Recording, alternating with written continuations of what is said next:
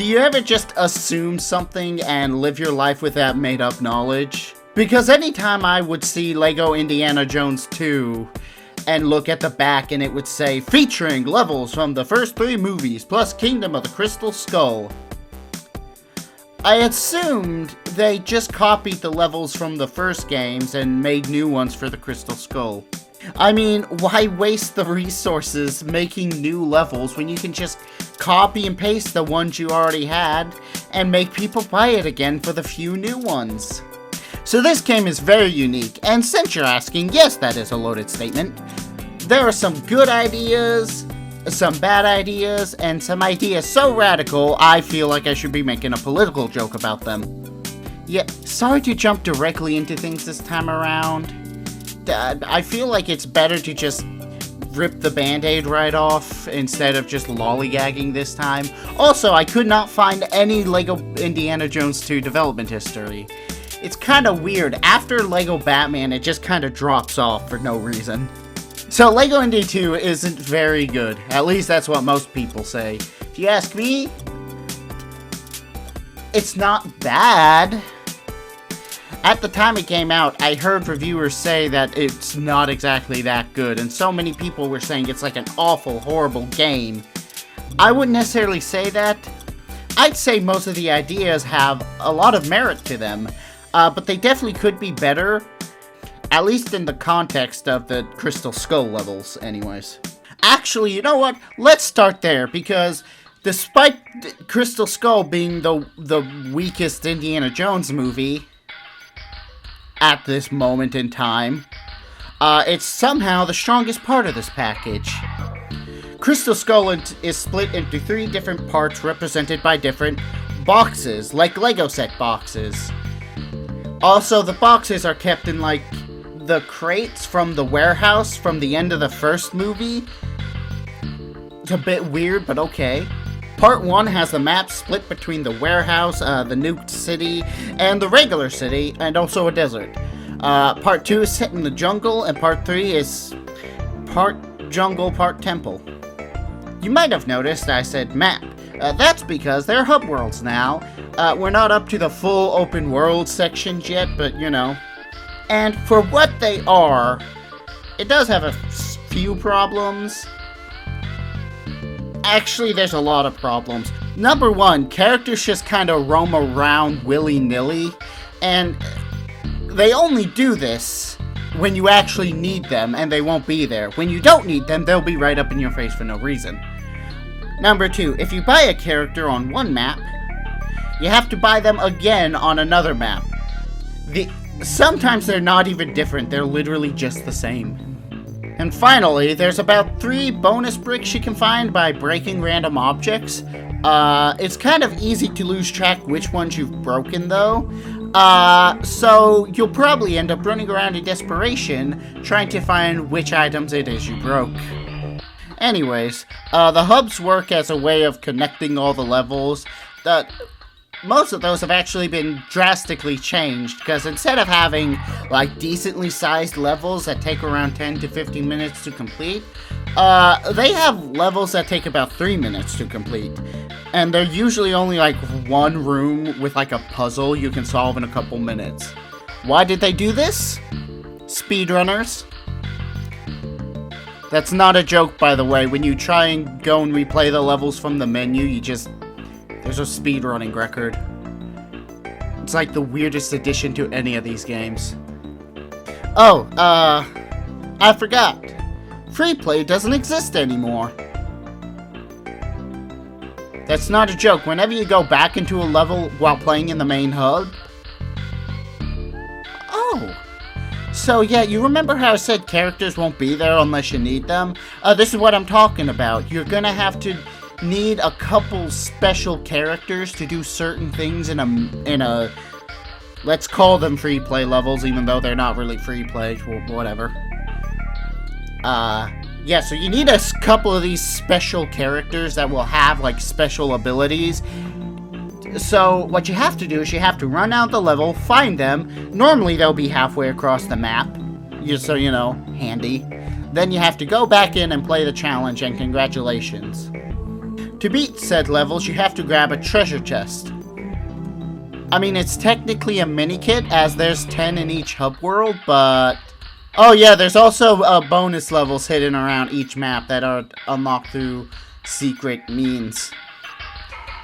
So yes, that means there's 5 main levels, and the 5 free play levels, and then the 5 bonus levels, which means each world has 15. So divide 15 by 6, you get 90 levels.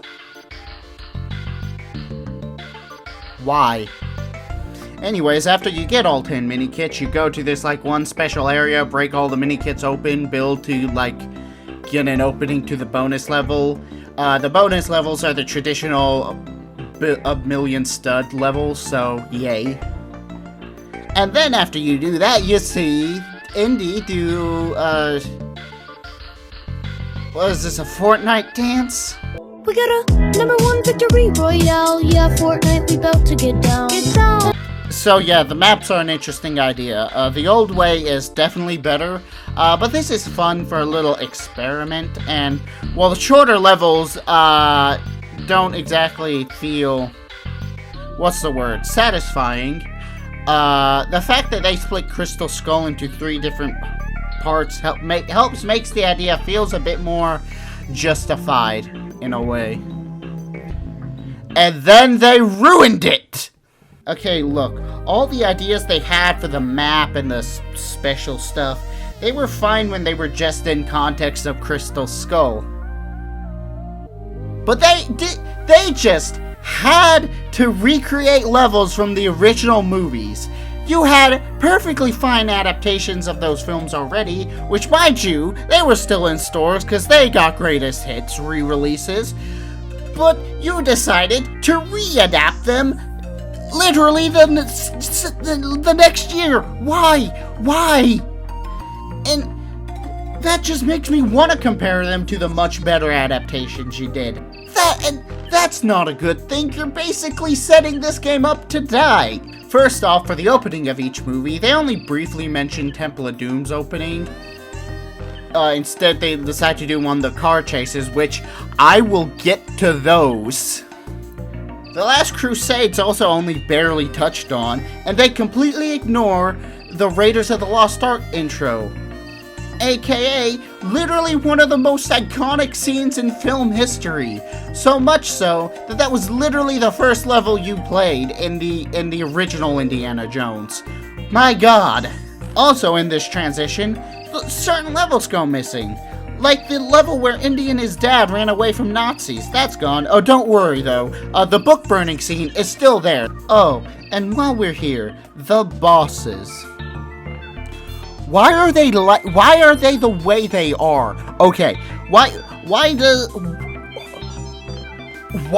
the dude from the first movie, whose name I can't pronounce, transform into like this electricity monster? Why does the other dude turn into a wind monster? Like the god from Temple of Doom, like that makes sense as like a final boss type stuff, but that's not what happens in the movie. It's like, it makes no sense. Why? Why did they do this? In fact, while I'm here, they made up bosses for the 3 different bosses of Crystal Skull, but I'm kind of a bit more accepting of that, but even then, why didn't they just do traditional fights for those? It's like, why is there a dumb robot fight at the beginning of Crystal Skull 1? Why does the dude who gets eaten up by ants start suddenly control the ants? Like, why does any of this happen? Okay, look, I am judging them based on the first game's adaptation, but even on their own, most of the stories are skipped over. Like, they had to cut one of the most iconic scenes in film history from Raiders, but the rest of the movies are kind of maybe still intact. No, Last Crusade barely holds together, but it still kinda works. Temple of Doom just doesn't work at all, though. They cut out like a majority of the plot, I guess because they weren't okay with showing slave children. except they were literally okay with showing slave children a year before, so I don't know what happened. I'm gonna assume it's the same reason that now whenever Slave 1 gets a toy, they call it Boba Fett's ship. The one thing this game has over the original is its soundtrack. The first game, in some places, used music from the Young Indiana Jones TV show. That's not the case here. They actually use music from the movies. It doesn't matter, I turned the music off anyways, but it's the thought that counts, I guess.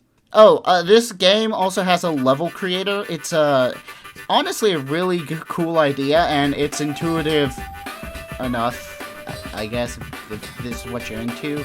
But there's a few flaws. One, it uses the format of the secret map stages, so aesthetics-wise, it's a bit boring. It's not like you could even make levels on the scale of the main levels anyways. It's not like it's a little Big Planet or something. The second problem, you couldn't share these online anywhere, which makes sense in a way. They probably wouldn't want to keep the servers up, but it does make the whole thing just kind of a little bit completely pointless. I can see kids getting some fun out of it though. Also in the same box as the custom level is the custom characters. It basically works the same as the other Lego games. And you know, last time in my Lego Batman video where I made my character from my books, hey, I'm gonna keep using that character. Their name is Sammy. They have a gun. If you thought I was gonna let the Hub Worlds go, no! Cause Mr. Hub World, you're gonna have to come in and answer for a couple of the crimes you've been committing. Like I said, the Crystal Skull hubs are fine. They're easy enough to navigate. Part 2's hub is a little bit irritating at points. Specifically that giant minifigure drawing in the one big central area. That confused me to no end. I thought you were supposed to unlock something. No. The big problems come, once again, from the hubs in the original trilogy. Okay, so first off, the hubs feels like they were designed specifically to piss me off. Like, they have a lot of what I call no-fly zones. See, there are planes around, but when you buy the planes, you can fly all around the map and jump out at any point. So because a lot of the maps are not exactly well designed, some of them have areas that are really out of the way. So logically, you would be able to jump out at any time to get up to those hard to reach areas easily, right? Wrong. Look at this.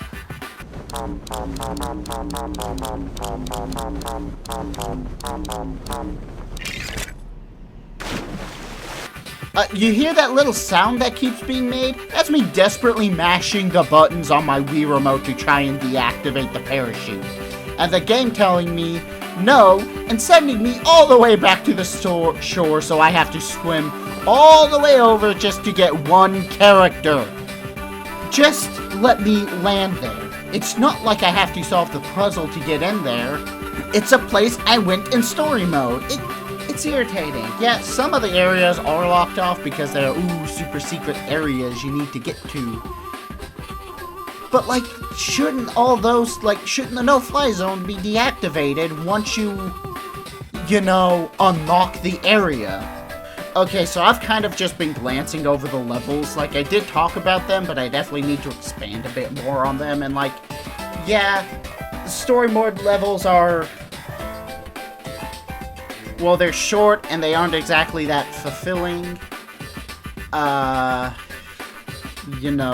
And it definitely doesn't help that you can't replay the story mode. I mean, you can by the level select, but I mean you can't replay, physically go in and, restart the story so you can play through it again for fun. And that feels like kind of a waste. I guess somebody looked at the fact that the original Lego Indiana Jones didn't have a vehicle level, and somehow thought that was a mistake. It should probably be obvious by now, but I think vehicle levels are the worst thing in any Lego game. They're obnoxious, and they are hard to control. And somehow, these are the best ones in the series so far. Like the ones you have to do in the main game are repetitive, basically just ramming into cars, and not exactly all that interesting, and sometimes they just don't have any relation to the story at all. And when you go back into them for free play, sure, you can play as any car whatsoever, but all you're doing is driving around trying to pop balloons, which half the time you can't even hit for some reason. Did I say these were the best vehicle levels in the series? Okay, look. Over the years, I've actually heard a lot of complaining about this game, and most of the complaints are just from the fact that it's different. But for me, it's not the fact that it's different, because difference can actually be a really good thing. It gives you, like, different experiences that might be able to be enjoyed. There's, like, so much stuff you can do with just mixing up a formula that most people can predict. Like, doing new things with it. It's cool. This isn't it, though. So, with all the complaining I've been doing, you might think I hate this game, right? If you think that, you obviously don't know me very well. I liked High Guardian Spice and Balan Wonderworld, so I have garbage tastes. And as a result of my garbage taste, I actually end up having, like, a little bit of a fun time with this game. And the Crystal Skull bits anyways, which I think permanently means I actually do have horrible tastes. Bye everyone, I'm gonna be sent to the Shadow Realm for this. Look, I'm not gonna say this game is a masterpiece, because it's not. Like every other Lego games outrank this, including a lot of the non-TT games ones. Actually, except maybe Lego Friends on PC. All I'm saying is, I had fun with it. It's different, and like, I've played most of the Lego games, and honestly, the twists it puts on the formula, it's a nice little mix-up from the other ones, even if it did need some refining. They would completely ignore this game going forward, just to be clear. If you want a Lego game with Indy, I implore you, play the first game. Only play that one. If you're tired of the normal Traveler's Tales Lego game formula, maybe play this one. Now if you excuse me, I'm gonna go leave and play the next game on the docket. I mean, Lego Harry Potter is a good game. I just don't want to acknowledge the transphobe.